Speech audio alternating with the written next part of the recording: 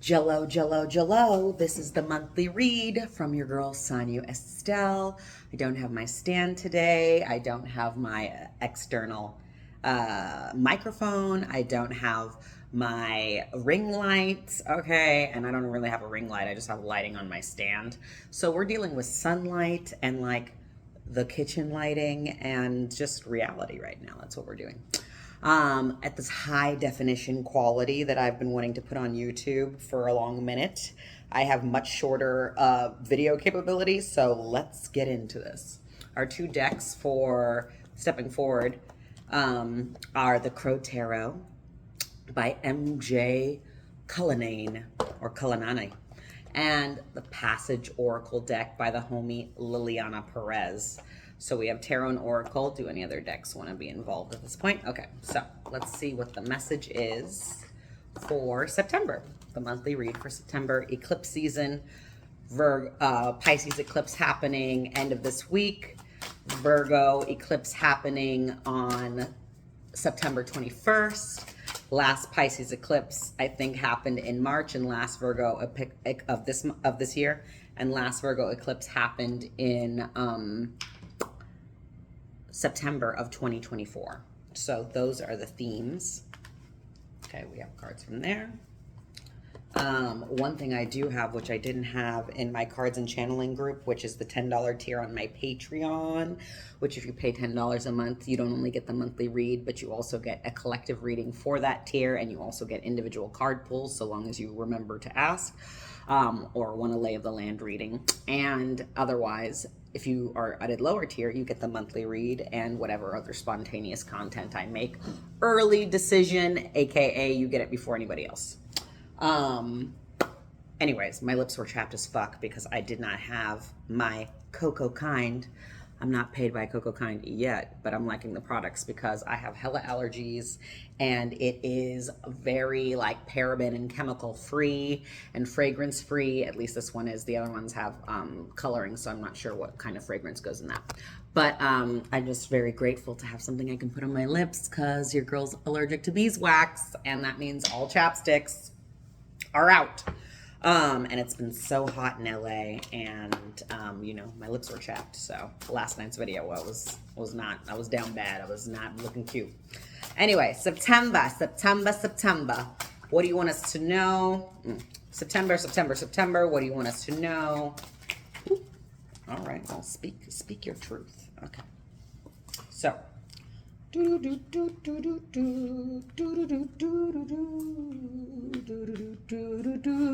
right, we're starting with 4 cards. As typical, we have the speak column, like my tattoo. That's what there is to know. And we have the listen column, like my tattoo. That is what there is to do. And the speak column is from the Crow Tarot, again, by MJ Cullinane. And the no column, the listen column is from the Passages Oracle by Liliana Perez. So, ooh, Ace of Pentacles, the hardest working ace in the deck, okay? Also, Manny giving, okay? So, shout out to my nail bars. All right, so that's literally what's called, my nail bar. Ace of Pentacles, all right? So aces are hardworking. They're, to me, I read them high. They're the top of the suit. So it's above the king. It's the culmination and the pinnacle of every suit. And to me, it's the bridge between the suit and the major arcana. Once you complete the ace cycle of that suit, you may return to that suit on a 2.0, 3.0, 4.0, or you might just jump over to a different suit or jump over to the major arcana themes. But the Ace of Pentacles is, well, first of all, aces are always an advantage, a skill, like a experience and awareness that you have that helps you. And Pentacles is our suit of earth, the environment, the body, reaping what we sow, finances, foundation, lineage, habitat, where the body inhabits, right? So aces that work in the Pentacles have to work in the space of location, habitat, body, reaping what we sow. That means location, but it also means action, because Pentacles is the most physical suit.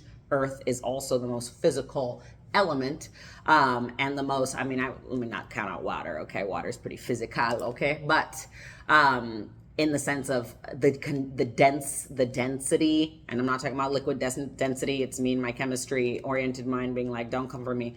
I just mean in the substance department. Pentacles is the hardest player. And the Ace of Pentacles, for that reason, is also kind of the hardest because you have to do the work to get the benefit, whereas other aces have different ways of getting their benefits that don't necessarily mean materializing something. The Ace of Pentacles has to materialize something. And so whatever you are skilled, drawn, called to, whatever is your vocation, whatever feels like the thing that you need or must do, that's the thing that you will benefit from doing. For me, we could say that's tarot, right? I've been reading tarot cards or cards in general, playing cards, tarot, oracle cards for 15 years. After about 4 years, I started reading for strangers and not just for friends. And that's when I really realized I had a skill. But I didn't know when I bought the first deck, which wasn't even the best deck for me and didn't help me in the sense of really give me the qualities of the readership that I have now. But I didn't know upon buying that first deck that I would be making the majority of my resources through card reading. But it has materialized that way because I put in the effort. And so, the thing about the Ace of Pentacles is that you may do work that you don't see the full benefit of simply because your skill is your labor and your work. And so if you want to continue reaping all the benefits of the Ace, you just keep working and laboring. Now, this doesn't mean you don't rest and you don't be soft. Rest in that ministry language, softness in Ebony Janice language. It just means that you are doing what you are called to do when you are called to do it.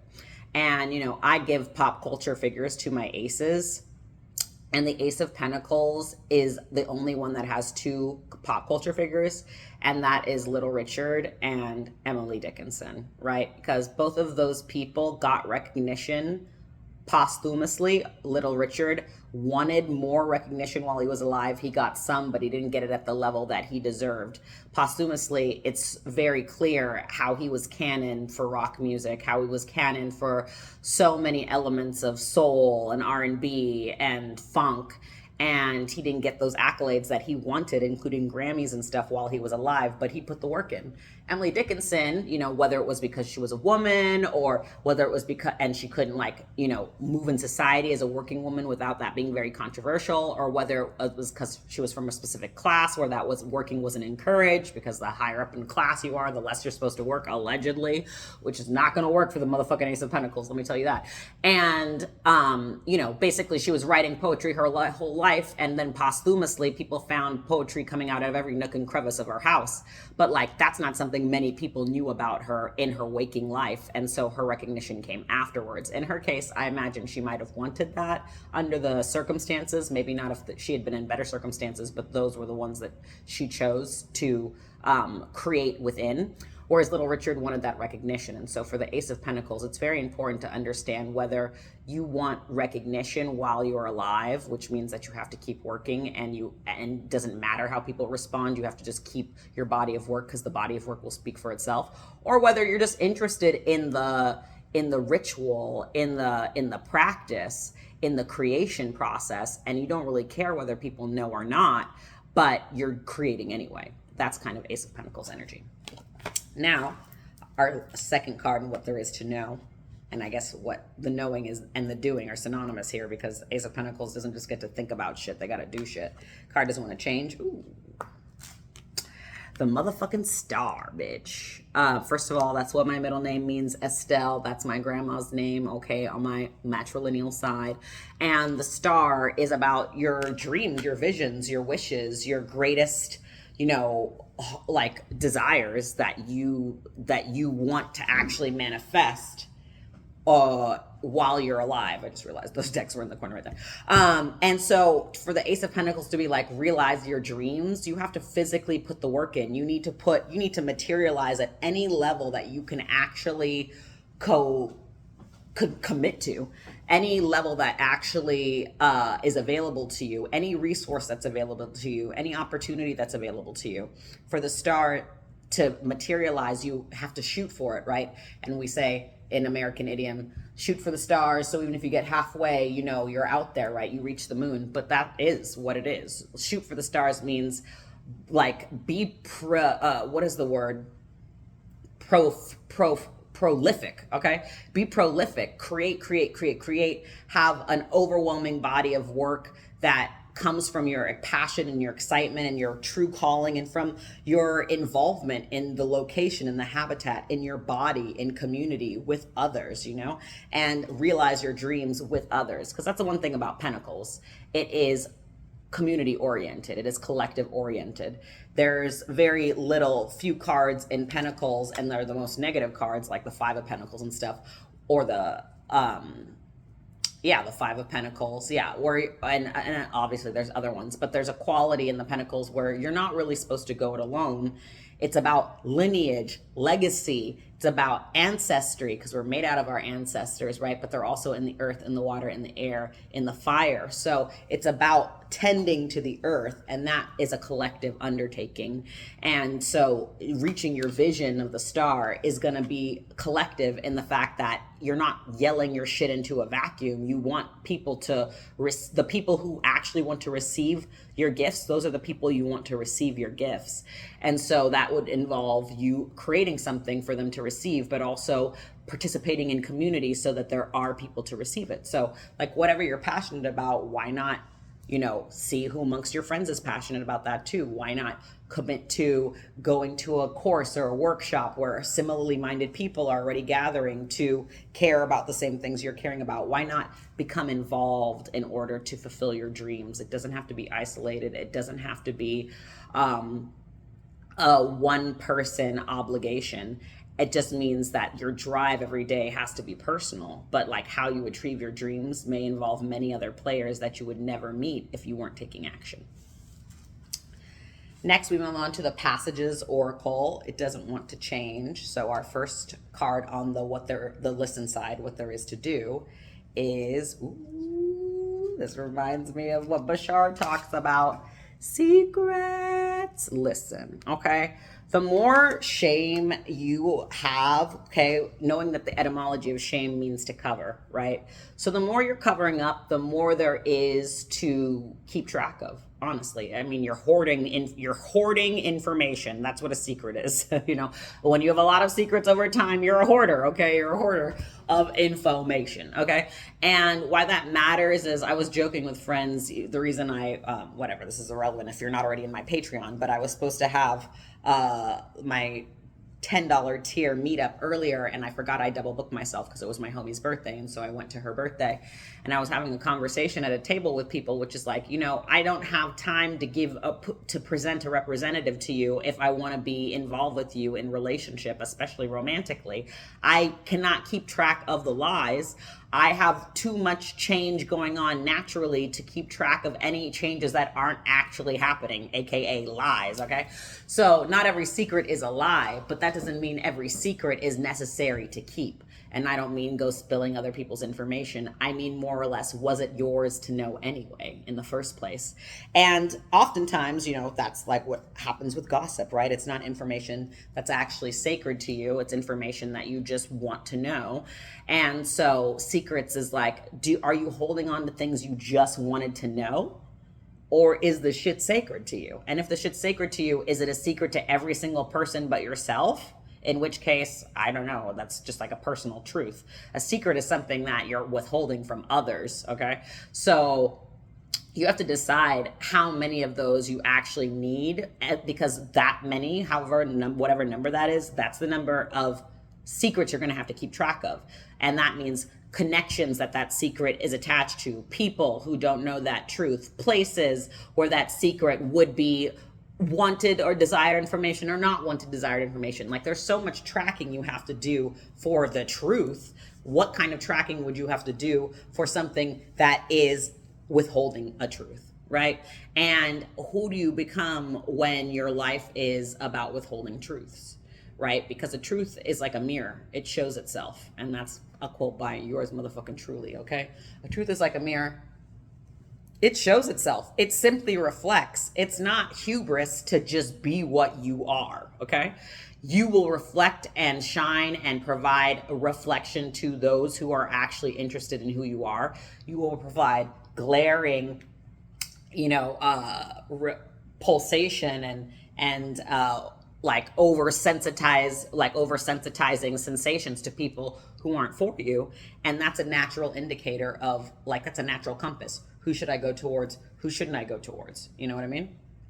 And Bashar says, if you care about like extraterrestrial shit, and I'm a member of Bashar Org. If you've watched in the last decade, you've probably seen me in some of those videos. But as a member of Bashar Org, I got to talk to Bashar a lot. But something he was saying to someone who was asking at the New York, New Jersey transmission earlier this year, someone asked, you know, if open contact is going to happen, what do humans need to work on most in order to align with the frequencies of like other terrestrial beings, right? Extraterrestrial, meaning off Earth, off Terra, off the Earth, but like other terrestrial beings from other places.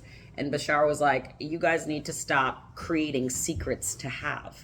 You know, you need to stop creating reasons why you can't be true and can't share your truth and can't live in your truth and can't be acknowledged in your truth, because extraterrestrials, if you believe in them, and I'm not invested in converting you or anything. I know what I believe because I know what I've seen, okay? But if you haven't seen shit that makes you believe, then don't worry about this part.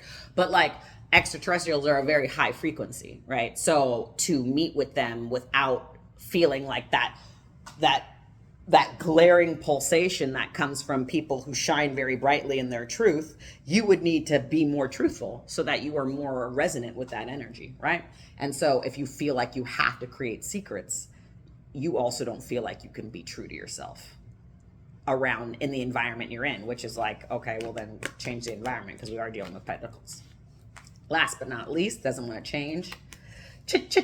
Changes. Okay, cycles. Okay, first of all, we're in eclipse season, so booyah, booyah, grandma. Also, coming to the end of this Virgo Pisces axis eclipses, right? Because right now, the North Node and the South Node are in Virgo and Pisces respectively, or they just were, I think. Maybe they're not. Maybe they were before and we did some retrograde things. But basically, the eclipses is like the North Node and the South Node action.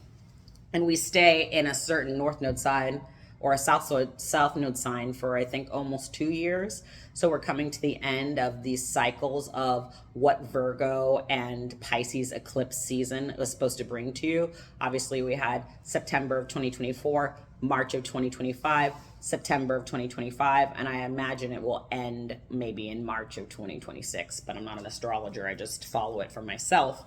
But what I mean to say is, like, we're coming to the end of cycles of certain kinds of lessons, certain kinds of ways of being, certain kinds of realities. That's happening because of climate change. That's happening because of, you know, globalized white societal patriarchy. That's happening because of globalized nihilism. That's happening because of epigenetic, you know, religiosity and nationalism. It's happening for a lot of reasons, but we're seeing the vestiges of a dying era of being in the cult of deniability and not acknowledging what is in favor of what you just want to believe, right? So it's like, what's the difference between something you just want to know, aka believe, and something that is sacred? Time, space, aka the functions of the moon, right? Because the moon is a time. That's how we track time, okay? The sun, we're tracking time on an annual level, 365 days on that elliptical. But with the moon, we're tracking in 30-day cycles, right? So, you know, maybe it's also speaking and heralding that we're moving into a time of recognizing like shorter time periods and cycles within those time periods that allow us to act quicker than annually, right? You're not making New Year's resolutions, you're making monthly motherfucking resolutions, right? You're not taking yearly actions, you're taking monthly actions, if not daily actions. And, you know, yes, we're revolving around the star, the orbit of our greatest purpose, our greatest passion, our core nature, our most desirable ways of being. But in the meantime, we are shedding negative beliefs that suggest that we don't get to be in our truth and be seen.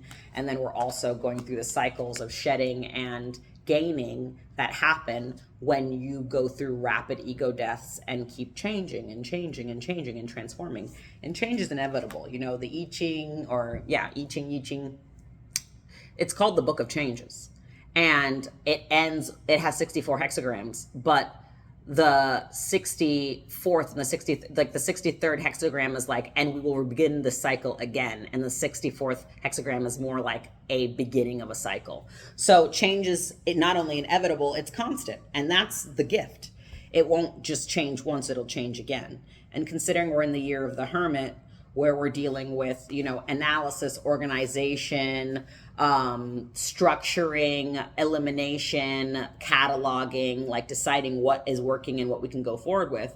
Next year is the Wheel of Fortune, right? And the year in 2027 is the year of justice. So if the year of 2026 is the Wheel of Fortune, change is not only inevitable, it is nigh, it is good, and it is definitely going to happen in whatever direction you're working towards. So if you feel like you're under the wheel, on the side of the wheel, you need to be taking those actions that you're called to do to put yourself more in motion. And then when the Wheel of Fortune year comes and literally forces motion, you'll not go under the wheel again. You'll go to the top of the wheel, because, you know, what comes up must go down, and what goes down must come up. So, you know, I don't think there's any key cards for this reading. There are not.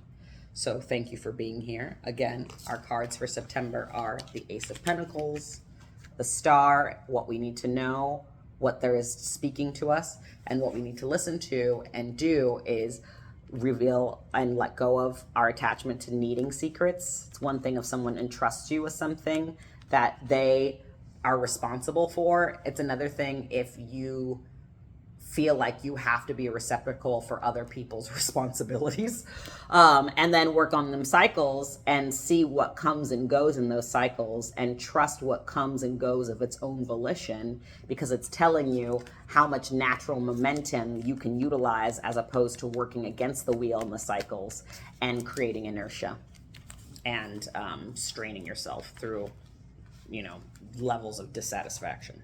So thank you for being here, Patreon peeps, and thank you for being here, YouTube peeps who get this video whenever I decide to share it later on in the month.